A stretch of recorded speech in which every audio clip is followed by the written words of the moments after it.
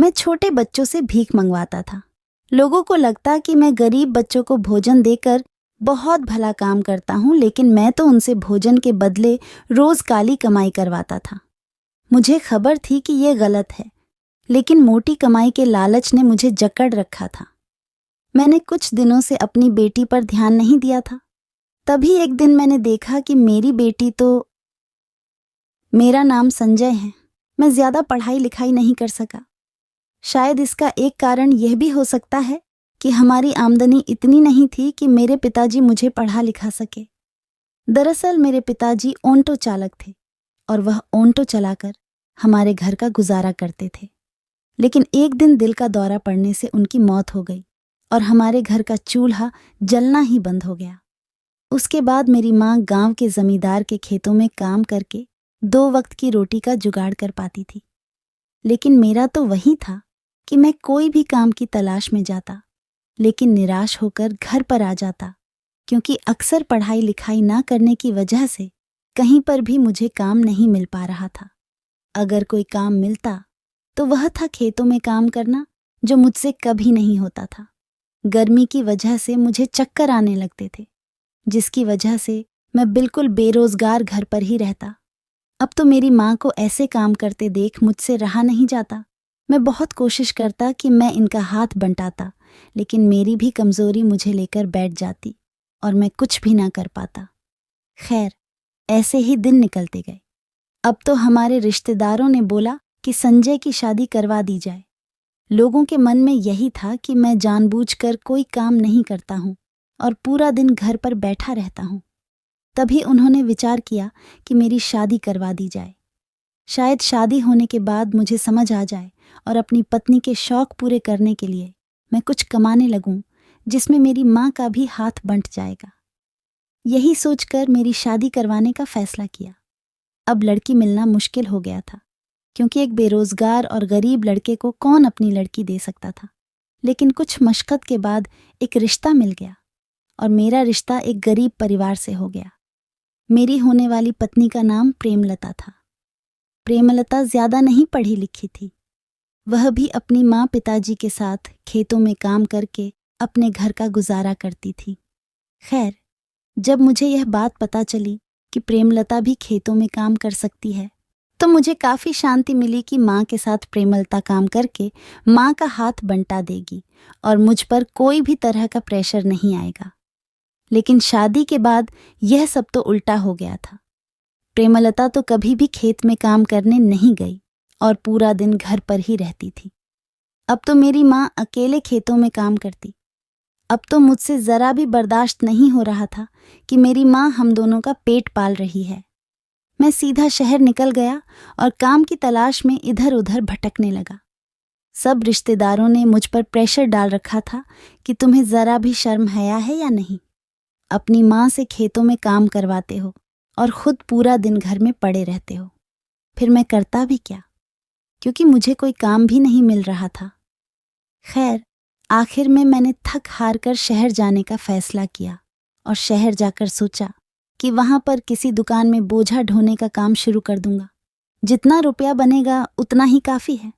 शहर जाकर काफी भटकने के बाद मुझे एक काम तो मिल गया, लेकिन उस काम के बदले मुझे केवल 100 मिलते थे। पूरा दिन बोझा ढोना और खून पसीने से शाम को केवल 100 रुपए की कमाई ही हो पाती थी। मुझे वह काम ठीक नहीं लगा। फिर मैं वह काम छोड़कर वापस घर पर आ गया। लेकिन घर आकर तो मुझे वही सुनने को मिलता कि मैं पूरा दिन खाली बैठा रहता हूँ। तभी एक दिन मेरे पास मेरे दोस्त का फोन आता है और मैं उससे मिलने शहर चला जाता हूँ। तभी बातों ही बातों में वह मुझे कहता है कि मेरे पास एक काम है, अगर तुझे करना हो तो कर सकता है। मुझे कुछ समझ में नहीं आ रहा था कि वह किस काम की बात कर रहा है। तभी उसने मुझे कहा कि हम लोग एक छोटा सा काम शुरू करते हैं। मैंने उससे पूछा कि ऐसा क्या काम शुरू करना है। तभी वह कहने लगा कि हम छोटे छोटे बच्चों से भीख मंगवा के खाली बैठे सिर्फ पैसे कमाएंगे और उन्हें बस 2 वक्त का रूखा सूखा भोजन दे दिया करेंगे। तभी मुझे उसकी बातें बहुत अजीब सी लगी। मैंने उससे कहा कि पागल हो गए हो, क्या ऐसी बातें कर रहे हो? हम छोटे छोटे बच्चों से कैसे भीख मंगवाए, और ऐसा काम करने से पहले तुझे जरा भी शर्म नहीं आई। तभी मेरा दोस्त भी गुस्से में आ गया और बोला कि ठीक है, अगर तुझे नहीं करना तो मत कर, और पूरा दिन बैठा रह खाली और सुने रख दूसरों के ताने, मेरा क्या जाता है, मैं तो शुरू कर देता हूं। तभी उसने मुझे ऐसी बातों में उलझा दिया कि मेरे मन में लालच आ गया। फिर हम लोगों ने कई गरीब बच्चों को पकड़ा और उनसे भीख मंगवाने का काम शुरू कर दिया। अब तो दिन की मोटी कमाई होने लगी। लगभग 15 से 20 बच्चे अलग अलग एरिया में हम उनको छोड़ देते और वह भीख मांगकर उनसे काफ़ी बढ़िया कमाई हो जाती थी, जो हम दोनों दोस्त आपस में बांट लेते थे। अब हम लोग शहर में ही रहने लगे। मैं कभी कभार घर पर जाता था। घर पर इस बारे में किसी को भी कुछ पता नहीं था। मेरी माँ और पत्नी को ऐसे ही लगता था कि मैं कोई बड़ी कंपनी में काम करता हूँ, जिसकी सैलरी बहुत ज़्यादा है। मैं समय समय पर उन लोगों को पैसे भेज देता, जिसे वह घर चला लेते, और मैं यहाँ पर बच्चों से भीख मंगवाने का काम शुरू रखता और 2 वक्त का बच्चों को भोजन दे देता। अब बेचारे बच्चे, अगर 2 वक्त का अच्छा भोजन मिल जाए तो उनके लिए और क्या होगा। वह बहुत खुश हो जाते और 2 वक्त का भोजन देकर हम लोग उन्हें सुला देते हैं। फिर दूसरे दिन अलग अलग एरिया में भेज देते। अब तो मेरे मन में और भी ज्यादा लालच हो गया था, क्योंकि दिन ब दिन कमाई बढ़ती ही जा रही थी। क्योंकि बच्चों को बेसहारा समझकर बहुत से लोग उन्हें भी एक मोटा रुपया दे देते थे, जिससे हम लोगों की मौज भी लग जाती थी। मुझे जरा भी शर्म नहीं आ रही थी खुद पर कि मैं यह कैसा पाप करते जा रहा हूं। रुपयों के अंदर में इतना अंधा हो गया था कि मुझे अच्छाई और बुराई की जरा भी समझ नहीं रही। मेरे मन में एक बार भी ख्याल नहीं आया कि इन गरीब बच्चों के साथ ऐसा अत्याचार करने का गुनाह रब भी माफ़ नहीं करता, तो मेरी माफ़ी किस तरह होगी। लेकिन मुझे तो रुपयों के अलावा कुछ भी दिखाई नहीं दे रहा था। अब तो पूरा दिन मैं और मेरा दोस्त कमरे में पूरा दिन ताश खेलते और अय्याशी करते रहते, और शाम को उन बच्चों को वापस ले आते हैं और उनसे सारे पैसे वसूल लेते, फिर 2 वक्त का भोजन दे देते। अब तो हम लोगों के अच्छे दिन आ चुके थे। ऐसे ही चलता रहा। अब तो बच्चे थोड़ा बड़े भी होने लगे थे। उन लोगों में थोड़ी समझ आने लगी तो वह भीख मांगने से मना करने लगे। अब हम लोगों के मन में गुस्सा भर गया था कि यह लोग भीख नहीं मांगेंगे तो हम अपना गुजारा कैसे करेंगे, और बैठे बैठे इतनी अच्छी कमाई हो रही थी, उस पर तो रोक लग जाएगी। इसलिए हम लोगों ने उन बच्चों पर अत्याचार करना शुरू कर दिया। उन लोगों को पीटना और बांध कर रखना, यह सब हमारे लिए जैसे आम काम हो गया था। हम लोगों के दर्द भरी अत्याचार और धमकी की वजह से वह लोग बेचारे डर जाते और डर के मारे सवेरे ही अपना अपना कटोरा लेकर निकल जाते और भीख मांगने लग जाते। अब उन लोगों को अपने डर के आगे कुछ भी दिखाई नहीं दिया, और हम लोगों को बहुत ही अच्छे तरीका हाथ लग गया था कि बच्चों को डरा धमकाकर ऐसा काम करेंगे। कई बार घर पर जाता तो प्रेमलता कभी कभार मुझे पूछ लेती थी, ऐसा क्या काम करते हो, कभी हमें भी अपने काम को दिखाओ। तभी मैं घबरा सा जाता, क्योंकि मैं तो एक ऐसा काम करता था जिसको बताने पर भी लोग मुझसे घिन करने लगेंगे। लेकिन फिर मैंने कुछ भी नहीं बताया और कोई ना कोई बहाना बनाकर बात को टाल देता। शायद मेरे ऊपर प्रेमलता को शक होने लगा था। वह तो माँ के सामने वह हर बार इसी बात को छेड़ लेती, लेकिन मैं कहाँ मानने वाला था। अगर मैं बच्चों के ऊपर अत्याचार कर सकता हूँ, तो क्या उन लोगों को बेवकूफ़ बनाना मेरे लिए बड़ा काम थोड़े ही था। इसीलिए उन लोगों को अपनी बातों में उलझा लेता। खैर, माँ कहती कि अब तो तुम बहुत अच्छी कमाई करने लगे हो, अब तो हमारे अच्छे दिन आ गए, हमारे घर का गुजारा भी बहुत अच्छे से होने लगा है। मुझे एक बार खबर मिली कि प्रेमलता प्रेग्नेंट है। खैर, अब तो मेरी खुशी का ठिकाना नहीं रहा और मैं झट से मिठाइयाँ लेकर घर पर चला गया और सबका मुंह मीठा करवाया और खुशियाँ मनाई। आखिर में पिता जो बनने वाला था। खैर, 9 महीनों का सफ़र कैसे निकल गया, कुछ पता ही नहीं चला, और मेरे घर पर एक सुंदर बेटी का जन्म हुआ। हम लोग बहुत खुश थे, क्योंकि कितने सालों बाद हमारे घर में जो रौनक आई थी। मैं अपनी बेटी से बहुत प्यार करता था, लेकिन मेरे मन में बिल्कुल भी शर्म नहीं थी कि जिन बच्चों पर अत्याचार करता हूँ वह भी तो किसी के बच्चे होंगे। और अपनी बेटी को मैं जान से ज्यादा प्यार करने वाला दूसरों के बच्चों पर इतना अत्याचार करता हूं। मेरे हाथ जरा भी नहीं कांपते थे, मेरी रूह बिल्कुल भी नहीं कांपती थी। बैठे बिठाए मेरे पास इतनी मोटी कमाई होती थी जिसके लालच में मैं बिल्कुल अंधा हो रखा था। और इस काली कमाई के लालच ने मुझे इस कदर जकड़ लिया कि मुझे सही गलत की जरा भी पहचान नहीं रही थी। लेकिन प्रेमलता नहीं मानने वाली थी। एक बार उसने मेरा पीछा किया और मेरे सारे काम को देख लिया। उसके बाद तो प्रेमलता ने पूरे घर को सर पर उठा लिया। उस समय मेरी माँ घर पर नहीं थी। अगर उन्हें पता चलता तो पता नहीं उन पर कैसा बीतता, क्योंकि आज तक उन्होंने कोई गलत काम नहीं किया था। जब भी 2 वक्त की रोटी कमाई थी तो ईमानदारी से काम करके कमाई थी। और जब उन्हें पता चलता कि उनका बेटा यह काम करता है तो शायद वह बर्दाश्त ना कर पाते। लेकिन मैंने प्रेमलता को खूब समझाया कि भला इसमें क्या बुरा है, बच्चों को सिर्फ भीख ही तो मांगनी है। कौन सा वह लोग काम करते हैं जो उनको तकलीफ होती होगी। सिर्फ हाथ में कटोरा लेकर लोगों के आगे भीख मांगने में क्या जाता है। लेकिन प्रेमलता मेरी बात नहीं समझी और हर बार मुझे सलाह देती रही। लेकिन मैं उसकी कहाँ मानने वाला था। अब तो मैं महीने में 1 आध बार ही घर जाने लगा, क्योंकि घर जाने पर प्रेमलता की वहीं किचकिच शुरू हो जाती, जिससे मैं तंग आ गया था।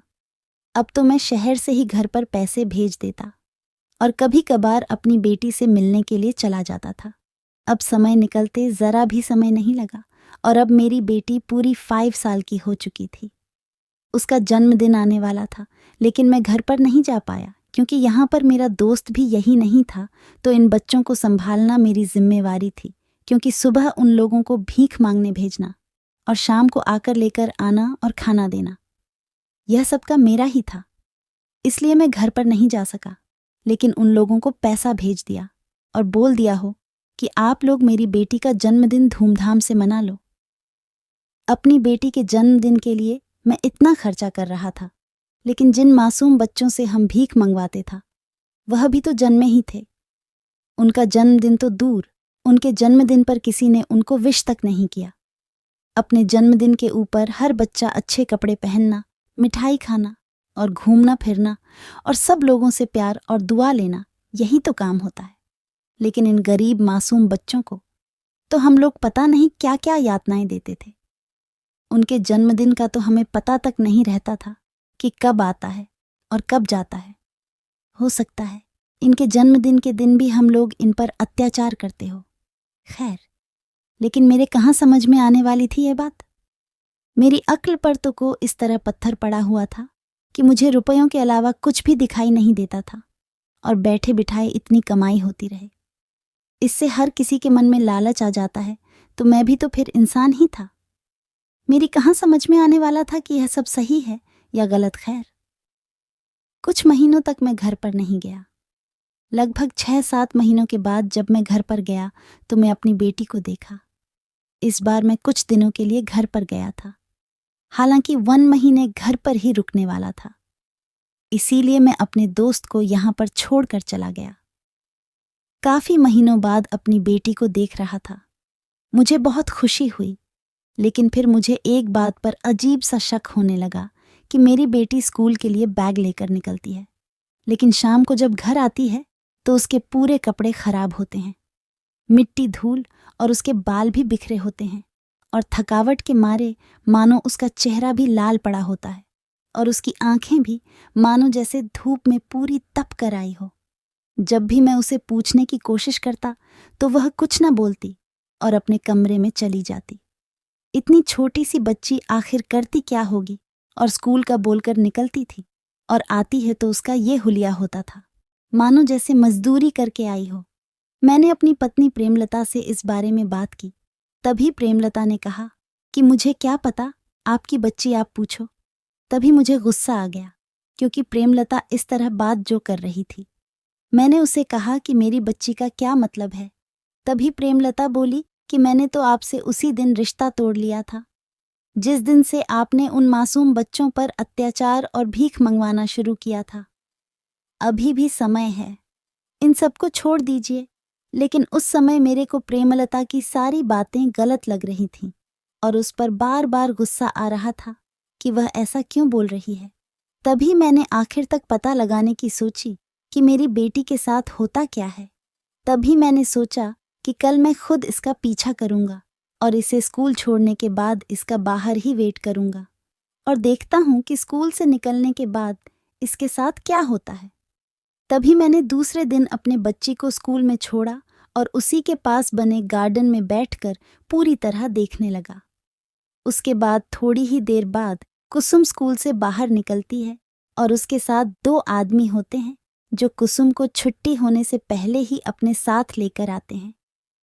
मैं उन आदमियों के साथ अपनी बेटी को देखकर एकदम से घबरा गया कि यह कौन हो सकते हैं। फिर उन लोगों ने मेरी बच्ची से स्कूल बैग लिया और उसके हाथ में कटोरा थमा दिया और उसे रोड की दूसरी तरफ छोड़ दिया। मेरी बच्ची लोगों से भीख मांग रही थी। यह सब देखकर मेरे तो पैरों तले से जमीन खिसक गई।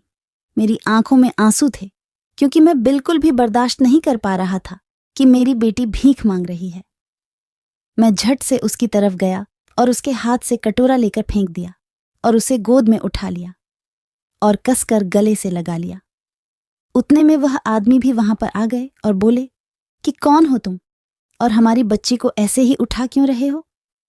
तभी मैंने उन लोगों को एक एक तमाचा जड़ दिया और बोला कि यह मेरी बच्ची है और तुम लोगों की हिम्मत कैसे हुई भीख मंगवाने की। इतने में मेरी पत्नी प्रेमलता भी वहीं पर आ जाती है और वह कहती है कि अभी आया, आपको समझ में जब खुद की बेटी पर बात आई तो इतना दर्द हो रहा है और जब दूसरों के बच्चों पर ऐसा अत्याचार करते हो तो जरा भी शर्म नहीं आती। उन मासूम बच्चों पर क्या बीतती है इस बारे में तुम्हें जरा भी फर्क पड़ता था। किस कदर वह धूप में दर दर भटक कर लोगों से भीख मांगते थे और तुम पूरा दिन ऐसी में बैठे मोटी कमाई करते थे और वो मासूम जब भीख मांगने के लिए मना करते तो तुम उन्हें मारते पीटते थे। आज जब तुम्हारी बेटी के साथ यह सब हो रहा है तो तुम्हें कैसा लग रहा है। अब प्रेमलता की बातों ने मेरी आंखें खोल दी थीं। मानो मेरे तो सब कुछ सामने आ चुका था। मुझे अपनी गलती का एहसास हो चुका था कि मैं क्या गलती करने जा रहा था। मैंने अपनी बच्ची को प्रेमलता को दिया और शहर के लिए निकल गया और वहां जाकर सीधा उन बच्चों को आज़ाद किया और उन लोगों के पढ़ाई लिखाई का खर्चा मैंने उठाने का जिम्मा लिया।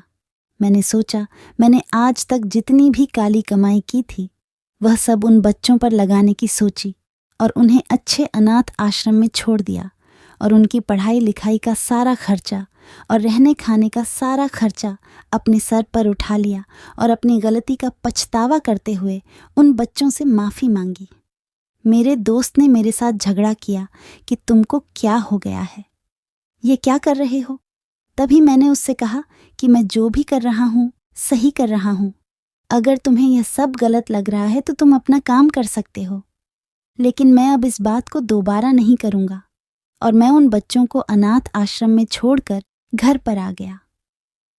अब मैं अपनी पत्नी प्रेमलता से नजरें नहीं मिला पा रहा था, लेकिन प्रेमलता ने मुझे सांत्वना देते हुए कहा, गलती जब तक गलती रहती है जब तक उसका एहसास न किया जाए। अब आपको एहसास हो चुका है और आप सुधर चुके हैं, इसीलिए मैं आपको माफ़ करती हूँ और अब हम पुरानी बातों को ना याद करते हुए अपने नए जीवन की शुरुआत करते हैं। अब मेरे चेहरे पर मुस्कान आ चुकी थी। धन्यवाद। तो दोस्तों, यह थी हमारी आज की कहानी। उम्मीद करते हैं आपको पसंद आई होगी। आपका क्या कहना है इस कहानी के बारे में कमेंट करके हमें ज़रूर बताएं। वीडियो को लाइक करके चैनल को सब्सक्राइब कर लीजिए। साथ में घंटी को दबाकर ऑल पर सेट कर लीजिए ताकि आने वाली वीडियो आपको तुरंत मिले। धन्यवाद।